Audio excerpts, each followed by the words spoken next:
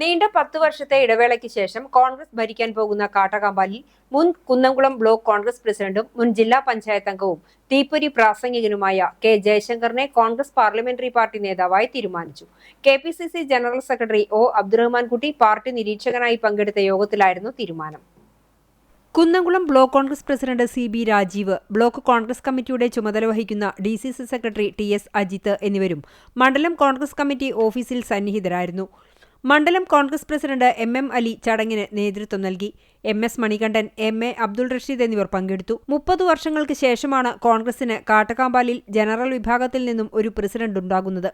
1995-ൽ ജയശങ്കറിന്റെ പിതാവായ KT ശങ്കരപ്പണിക്കർ എന്ന അപ്പുമാസ്റ്ററാണ് അവസാനത്തെ കോൺഗ്രസിന്റെ ജനറൽ പഞ്ചായത്ത് പ്രസിഡന്റ്. അച്ഛന്റെ പിന്തുടർച്ചയുമായി വരുന്ന ജയശങ്കർ ഒരു നിയോഗം പോലെയാണ് ഈ സ്ഥാനമേറ്റെടുക്കാൻ പോകുന്നത്. കുന്നംകുളം നിയോജക മണ്ഡലത്തിൽ ഏറ്റവും വാശിയേറിയ ത്രികോണ മത്സരം നടന്ന പുതിയതായി രൂപീകരിച്ച പഴഞ്ഞി ഈസ്റ്റ് 11ാം വാർഡിൽ നിന്നാണ് ഇരു മുന്നണികളെയും ഞെട്ടിച്ചുകൊണ്ട് ജയശങ്കർ വിജയശ്രീലാളിതനായത്. 2020-ലെ പഞ്ചായത്ത് തെരഞ്ഞെടുപ്പിൽ കാട്ടകാമ്പാലിൽ കോൺഗ്രസിന് 16-ൽ 3 സീറ്റാണ് ലഭിച്ചിരുന്നത്. മുതിർന്ന CPM നേതാക്കൾ പുറത്തിരുന്ന് പുതുമുഖങ്ങളെയും പരിചയസമ്പത്തുള്ളവരെയും കളത്തിലിറക്കിയപ്പോൾ തങ്ങൾക്ക് ഹാട്രിക് വിജയമുണ്ടാകുമെന്ന് LDF ക്യാമ്പുകളിൽ ഉറച്ച പ്രതീക്ഷ ഉണ്ടായിരുന്നു. ഇതിനെ നേരിടാനാണ് കെ ജയശങ്കറിനെ രംഗത്തിറക്കി പോരാടാൻ മണ്ഡലം കോൺഗ്രസ് കമ്മിറ്റി ഒറ്റക്കെട്ടായി തീരുമാനിച്ചത്. ജയശങ്കറിനെ എതിരിടാൻ മത്സരത്തിൽ നിന്നും തുടക്കം മുതലേ ഒഴിഞ്ഞു നിന്നിരുന്ന പഴഞ്ഞിയിൽ ജനപ്രിയനായ KT ഷാജൻ മാസ്റ്ററെയാണ് LDF രംഗത്തിറക്കിയത്.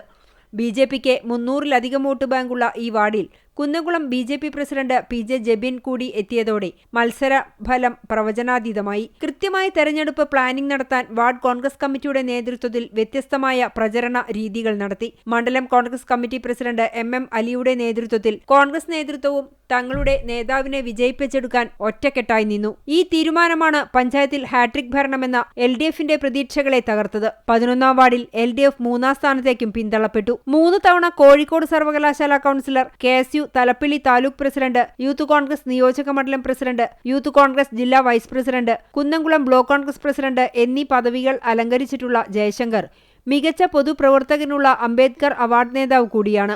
വൈസ് പ്രസിഡന്റായി ജെറുസലേം വാർഡിൽ നിന്നും തെരഞ്ഞെടുക്കപ്പെട്ട മിനി ടീച്ചറെയും പാർട്ടി തീരുമാനിച്ചു. പാർലമെന്ററി പാർട്ടി യോഗത്തിന്റെ തീരുമാനത്തിന് മണ്ഡലം കോൺഗ്രസ് കമ്മിറ്റിയുടെ അംഗീകാരവും നൽകി.